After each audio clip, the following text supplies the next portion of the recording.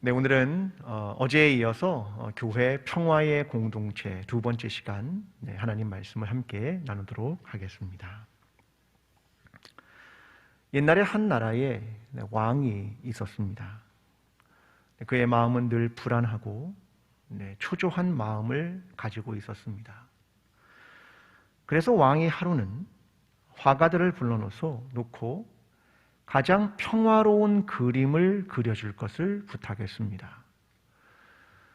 그래서 가장 잘 그린 사람에게 내가 많은 상금을 주겠다고 약속했습니다. 사람들은 성의를 다해 평화라고 하는 것을 그려내기 시작했습니다. 최종적으로 2개의 작품을 선택했습니다. 첫 번째 작품은 이런 그림이었습니다.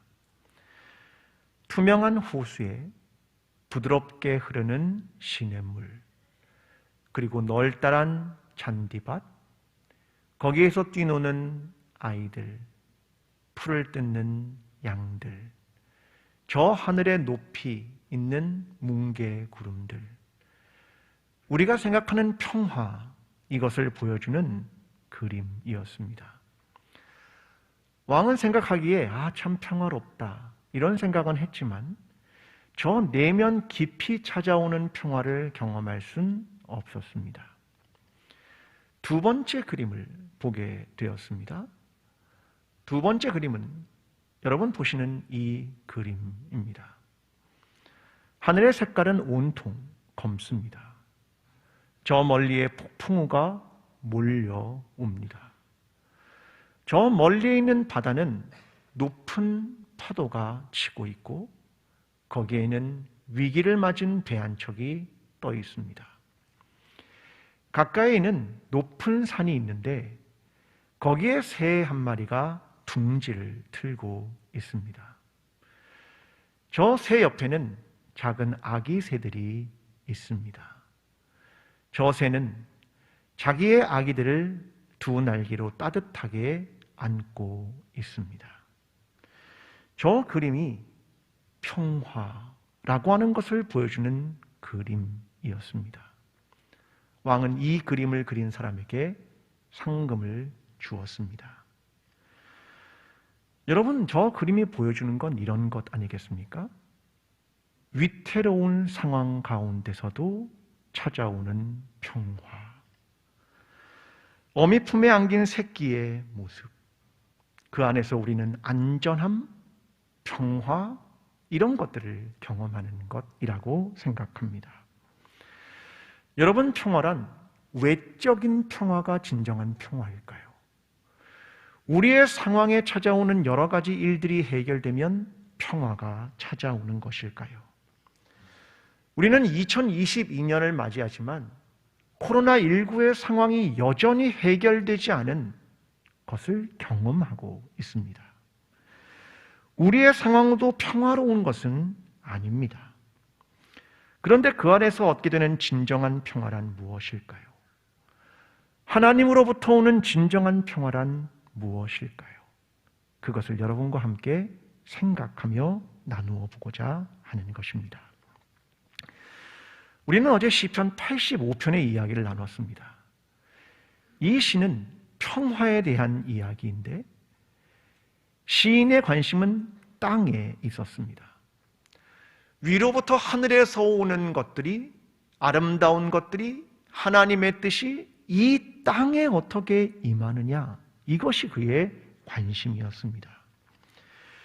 그것을 위해서 우리가 해야 될 일의 첫 번째는 돌아간다, 하나님께로 돌아온다라고 하는 개념이 중요했고, 하나님도 우리에게 돌아오십시오 라는 것을 요청하는 기도가 담긴 내용이 시편 85편이었습니다.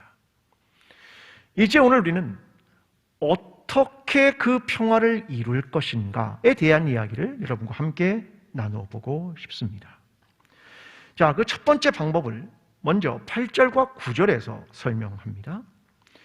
내가 하나님 여호와께서 하실 말씀을 들으리니 무릇 그의 백성, 그의 성도들에게 화평을 말씀하실 것이라.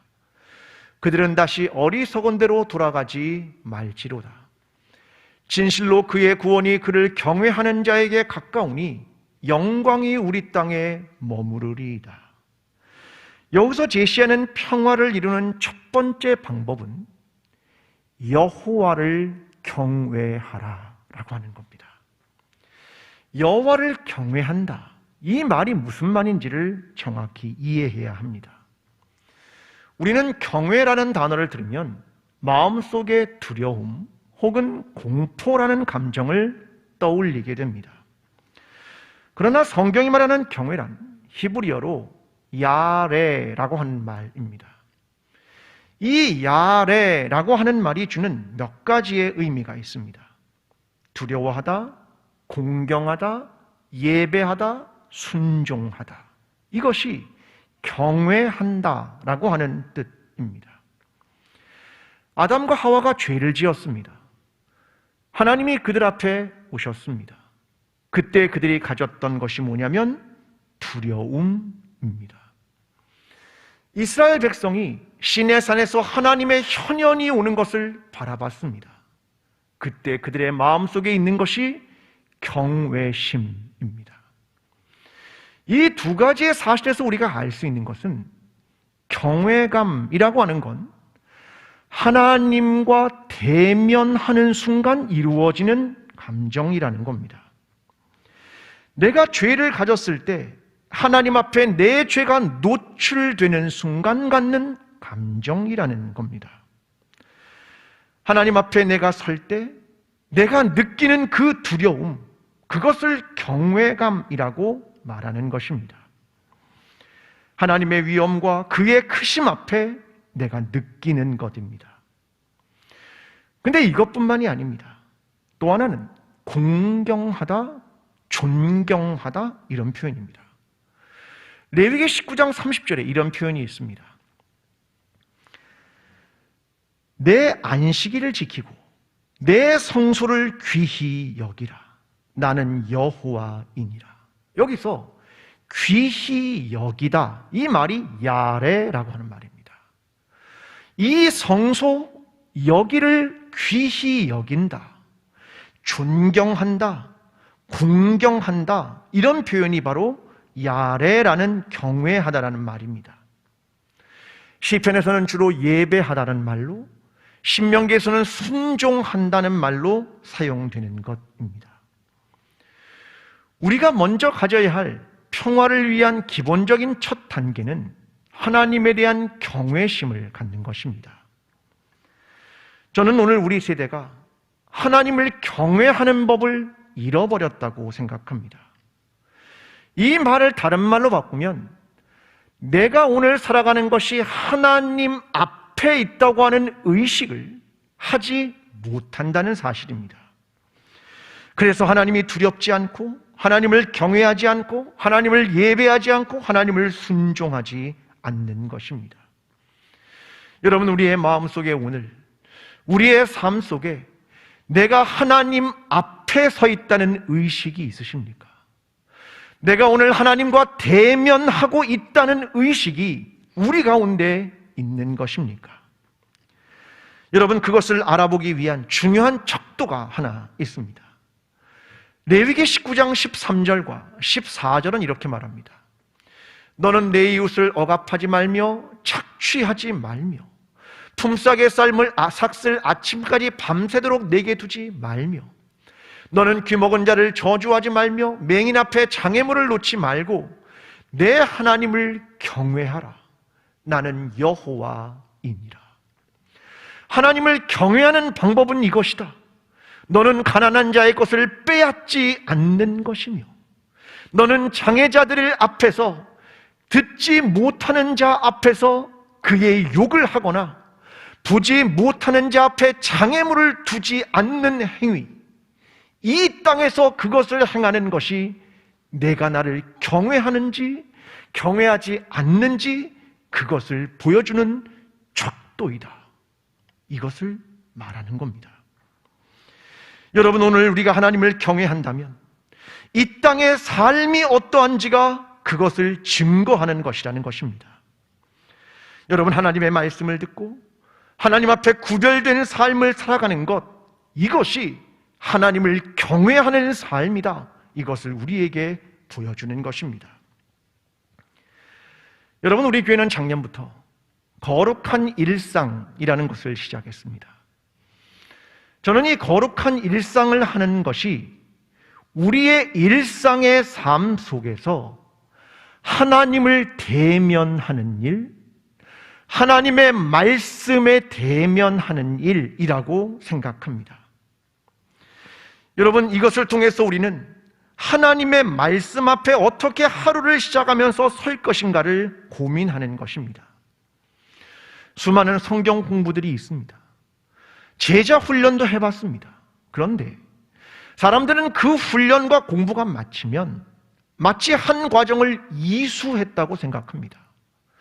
한 과정을 성취했다는 뿌듯함을 갖지만 그 다음부터는 다시 말씀을 보지 않는 경우가 얼마나 많이 있는지 모릅니다. 저는 하나님의 말씀을 매일 아침 만나처럼 먹어야 한다고 생각합니다.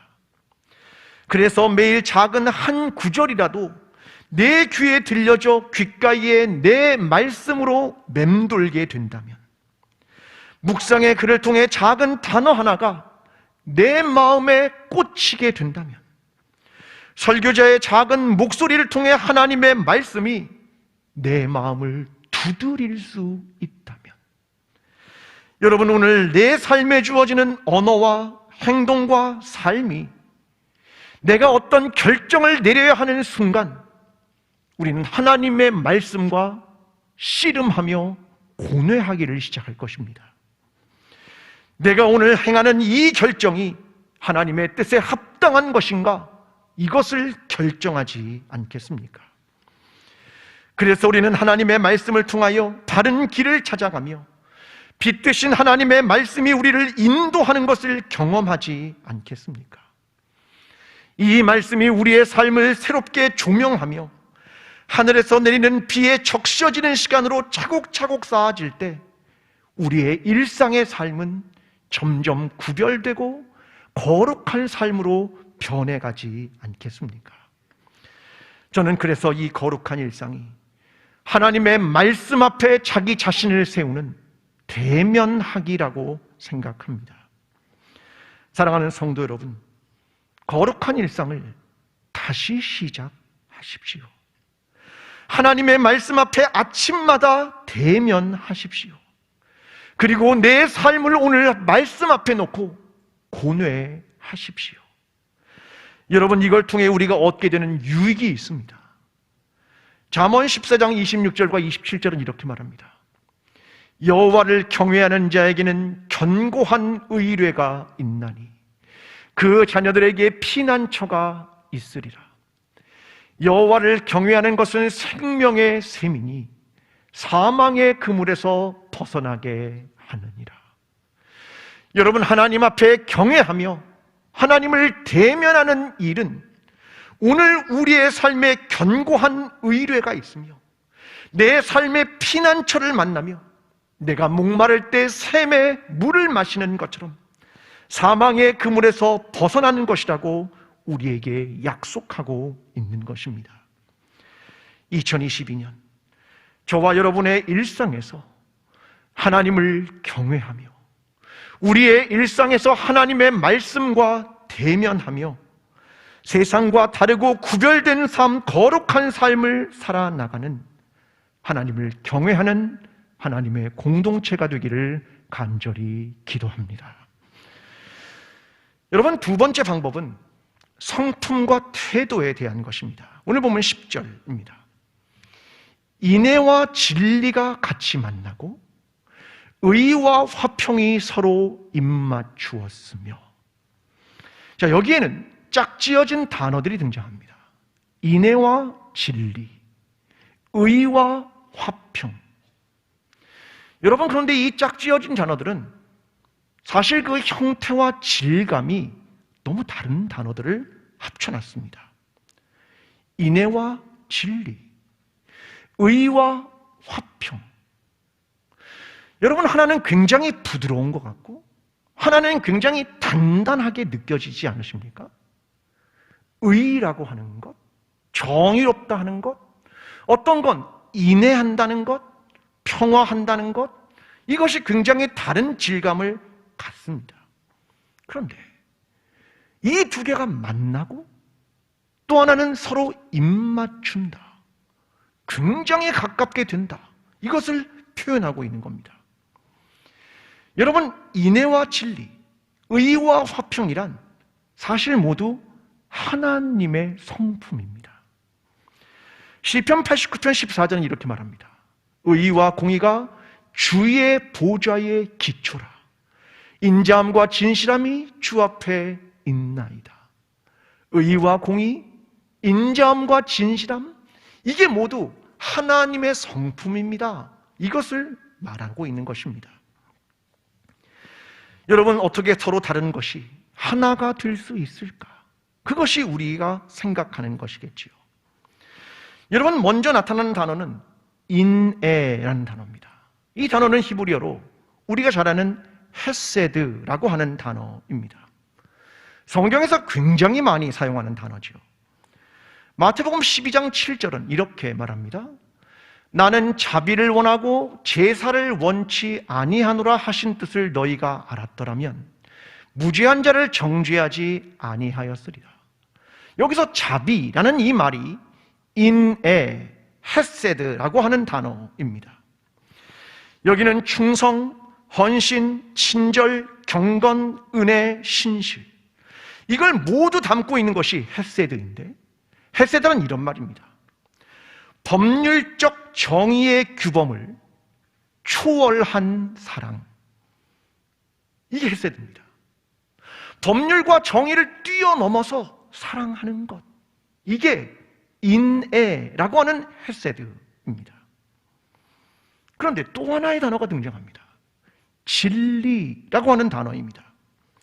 너무나 다른 질감입니다. 이것은 히브리어로 에메트라고 하는 단어입니다. 지속하다, 지탱하다, 영구적이다, 믿다, 신뢰하다, 확실하다. 여러분, 우리가 거의 매일 사용하는 히브리어 하나가 있습니다. 어떤 단어를 매일 쓰십니까? 히브리어로? 어떤 단어요? 아멘. 아멘. 이게 에메트입니다. 확실합니다. 신뢰할 만합니다. 분명합니다. 흔들리지 않습니다. 이런 단어입니다. 예수님도 이 단어를 많이 쓰셨죠. 내가 진실로 진실로 너희에게 이르노니, 이게 바로 에메트, 진리라고 하는 말입니다. 확실하다, 참이다, 그런 뜻입니다. 여러분, 이 두 가지가 서로 만난답니다. 하나는 법을 뛰어넘는 사랑이고 또 하나는 흔들리지 않는 진리입니다. 이 두 가지가 만난다는 겁니다. 하나님의 성품 안에서. 여러분, 시편 92편 2절과 3절은 우리가 잘 아는 말씀입니다. 아침마다 주의 인자하심을 알리며 밤마다 주의 성실하심을 베품이 좋으나이다.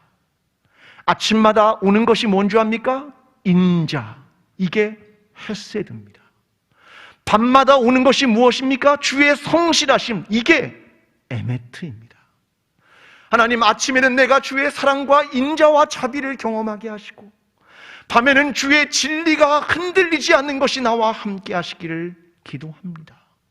이게 시편 기자의 기도입니다. 그런데 이 두 가지가 만난다는 겁니다. 그뿐입니까? 의와 화평입니다. 의란 체데크입니다. 이것은 바름, 정의, 공정함, 올바름, 정의입니다. 또 하나는 화평입니다. 이건 하모니, 아름다움, 이런 거겠죠. 이 두 가지가 서로 입맞춘다. 여러분, 그럴 때 평화가 찾아온다. 이것을 의미하는 말입니다. 우리는 이런 질문을 하죠. 어떻게 이렇게 형태도 다르고 뜻도 다르고 질감도 다른 두 개의 단어가 하나가 될 수 있을까? 그런데 여러분, 자녀들을 키워보시면 아시죠? 부모님들은 압니다. 여러분, 부모님 안엔 두 가지가 다 있습니다. 자녀가 잘못하면 어떻게 합니까? 너 잘못했어, 이건 문제가 있어, 이렇게 얘기하죠.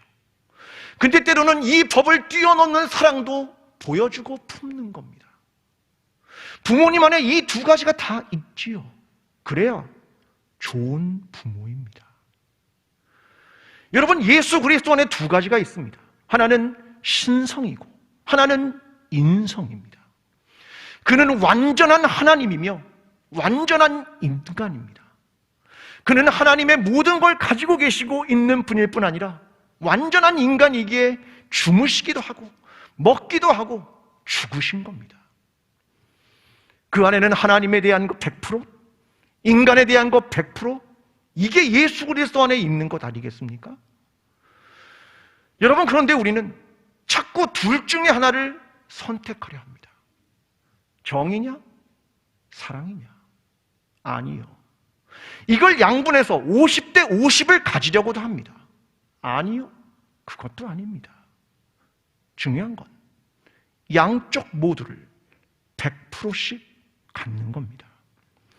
여러분, 이 모든 것이 하나님의 성품이기 때문에 그러한 겁니다. 이걸 통해 진정한 평화가 이루어진다라고 하는 것을 설명하는 겁니다. 그런데 이것이 임해야 하는 장소가 하나 있습니다. 9절에 이렇게 설명합니다. 우리 땅에 머무르리이다. 이것이 어디예요? 그 하나님의 성품이 어디예요? 우리 땅에. 저와 여러분의 가정에, 저와 여러분의 교회에, 우리의 삶 속에, 이 땅에 머무르게 해 주십시오. 이것을 간구하는 겁니다. 하늘의 것이 땅에 머뭅니다. 하나님의 뜻이 땅의 사람들에게 이루어집니다.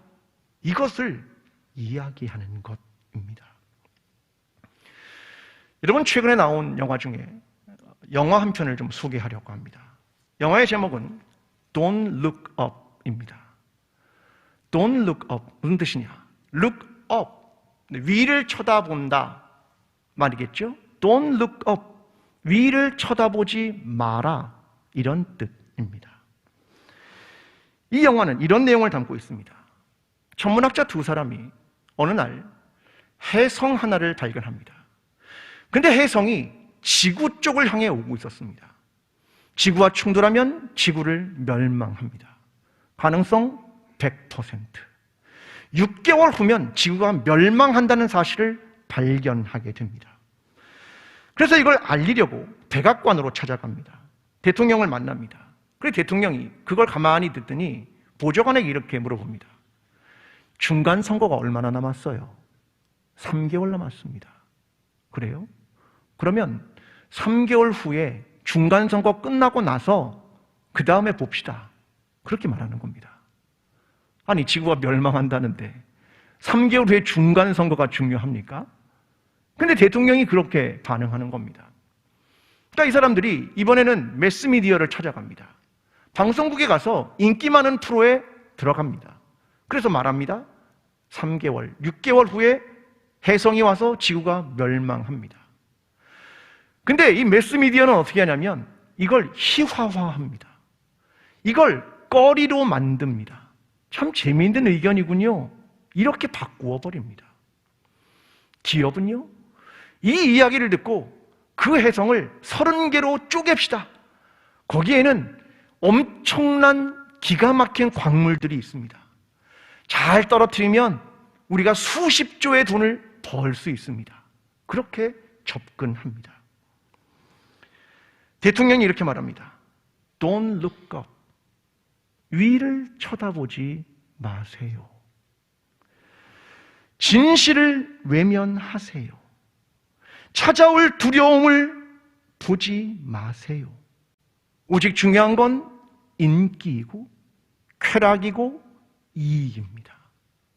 지금 눈앞에 있는 인기와 쾌락과 이익, 그것 속에서 현실과 찾아오는 진리를 보지 마세요. Don't look up. 그 말입니다. 그랬더니 다른 한편의 사람들이 이렇게 말합니다. Look up. 위를 쳐다보세요. 여러분, 거기엔 현실이 있습니다. 진실이 거기에 있습니다. 현실을 맞이하고 돌파할 방법을 찾아야 하지 않겠습니까? 결국 두 그룹이 충돌을 합니다. 하나는 Don't look up, 하나님을 look up. 여러분, 진실과 허위 속에서 결국 지구는 멸망하게 된다. 이게 이 영화의 전체 이야기입니다. 여러분, 우리는 우리 앞에 있는 진실을 외면해서는 안 됩니다. 여러분, 인기와 쾌락과 이익에 사로잡히면 안 됩니다. 그리스도인은 어디를 봐야 하는 겁니까? 하늘을 바라보는 사람들이죠. 진리를 이 땅에 머물게 하는 사람들입니다. 그래서 정의를 강물처럼 흐르게 하는 사람들입니다. 그래서 인애가 사람들 사이를 걷게 해야 하고 평화가 모든 사람을 품게 해야 하는 겁니다. 이게 그리스도인과 그리스도인의 공동체가 아니겠습니까? 여러분, 2022년 이 땅의 평화를 만들기 위하여 하늘에 있는 하나님의 성품을 이 땅에 내려오게 하시고 우리가 그러한 삶의 태도를 가지며 더 하늘을 바라보고 하나님께서 우리에게 원하시는 뜻을 찾아가며 우리가 서로 다르기도 하고 우리가 생각이 다르기도 하지만 진리와 인애가 만나는 것처럼 의와 화평이 서로 입맞추는 것처럼 이러한 하나님의 성품이 우리 공동체와 여러분의 가정과 이 땅에 충만하게 되는 저와 여러분의 삶이 되기를 간절히 기도합니다. 여러분, 본문 12절은 결국 무엇을 주시는가 이것을 설명합니다. 내용은 이겁니다. 여호와께서 좋은 것을 주시리니 우리 땅이 그 산물을 내리루다. 여기서 좋은 것을 주신다. 이게 히브리어로 토브라는 말입니다. 토브는 하나님이 모든 세상을 창조하시고 보시기에 좋았더라, 그 표현입니다. 좋은 것을 주신다. 여러분, 사람들은 부자가 되면 좋다고 생각합니다. 그래서 뭘 만드냐면 우상을 만드는 겁니다. 풍요의 상징, 다산의 상징 우산, 그 우상을 통해 바알과 아세라를 섬긴 겁니다. 부자가 되면 좋다고 생각했기 때문이겠죠. 그런데 성경의 원리는 이것입니다. 이 땅에 하나님의 인애와 하나님의 사랑과 주의 자비와 헤세드가 임하고 이 땅에 하나님의 정의와 하나님의 공의 에메트가 임할 때 너희는 하나님의 백성이 되고 하나님의 뜻이 이루어지고 하나님께서 원하시는 진정한 평화가 임할 것이며 이 땅은 산물을 낼 것이며 하나님은 좋은 것을 그때 주실 것이다. 이게 하나님의 약속인 것입니다. 여러분, 우리는 세상의 방법을 통해서 이루는 사람들이 아니라 하나님의 질서와 하나님의 나라와 하나님의 백성이 무엇인지를 찾아가는 사람들 아닙니까? 그때 이 모든 과정과 성품과 태도를 가지고 나아갈 때 하나님은 진정하게 좋은 것을 주실 것이다. 이것을 약속하고 있는 것입니다. 저는 이를 위해서 우리가 해야 할 중요한 역할이 하나 있다고 생각합니다. 그것은 파수꾼의 역할입니다. 이사야 52장 7절과 8절은 이렇게 말합니다. 좋은 소식을 전하며 평화를 공포하며 복된 좋은 소식을 가져오며 구원을 공포하며 시온을 향하여 이르기를 내 하나님이 통치하신다 하는 자의 산을 넘는 발이 어찌 그리 아름다운가. 내 파수꾼들의 소리로다. 그들이 소리를 높여 일제히 노래하니 이는 여호와께서 시온으로 돌아오실 때에 그들의 눈이 마주 보리로다. 여러분, 여기에 등장하는 전령이 있습니다. 그를 파수꾼이라고 말합니다. 이 파수꾼이 전해오는 소리가 있습니다. 그게 뭐냐면 좋은 소식, 평화의 소식, 복된 소식, 그 소식이 구원이었습니다. 그 내용은 하나님이 통치하신다, 그것을 전하는 것이었습니다. 솔직히 그 전령의 이야기를 듣는 그곳은 아직 폐허입니다. 이 말을 듣는 사람도 거기엔 없습니다. 그런데 이 소식을 들고 저 높은 산을 거슬러 저 힘든 일들을 거쳐온 전령과 파수꾼이 있다는 겁니다. 그는 고단하고 지치지만 힘든 소식, 힘든 일이 있지만 평화의 소식을 전하는 것입니다. 그래서 그의 팔이 아름답다, 이렇게 말하는 겁니다. 여러분, 오늘 저와 여러분이 이 세상 속에, 우리의 가정 속에, 우리의 교회 속에 평화의 소식, 좋은 소식, 하나님의 통치, 이것을 전하는 파수꾼이 되어보시지 않겠습니까? 하나님이 우리를 부르는 그 거룩한 소명은 내가 고단하고 힘들고 산을 넘을지도 모르지만 결국 그 파수꾼이 되어 이 땅을 하나님이 통치하시며 하나님께서 원하시는 좋은 소식과 평화의 소식을 전하는 그 한 사람이 되어보지 않겠냐고 저와 여러분을 오늘 부르고 계십니다. 오늘 저와 여러분의 삶이 이 평화의 소식, 좋은 소식, 아름다운 소식, 멋진 소식을 오늘 이 땅에 심으며 또한 이 땅에 전하는 파수꾼이 되는 저와 여러분, 광주 제1교회가 되기를 간절히 축원합니다. 기도하겠습니다. 사랑하는 하나님 아버지, 아직 이 땅은 폐허같고 거기에는 이 복음을 듣는 사람이 없는 것처럼 느껴질지라도 하나님께서 우리에게 허락하실 약속을 바라보며 오늘 이 땅의 좋은 소식과 평화의 소식을 전하는 한 사람의 전령, 한 사람의 파수꾼이 될 수 있도록 하나님 우리를 도와주시옵소서. 예수 그리스도의 이름으로 기도합니다. 아멘. 사랑하는 광주제일교회 성도 여러분, 하나님께서 원하시는 결론은 우리가 평화의 공동체가 되는 것입니다. 하나님과 우리 사이의 평화가, 우리 안에 평화가 이루어지는 것입니다. 평화의 길을 가기 위해 인애와 진리, 의와 화평을 만나게 하십시오. 그 일에 헌신하십시오. 그리고 좋은 소식을 전하는 한 사람의 파수꾼으로 서십시오. 결국 하나님은 우리에게 평화를 선포하실 것이며 그 주님이 우리와 함께 하실 것입니다.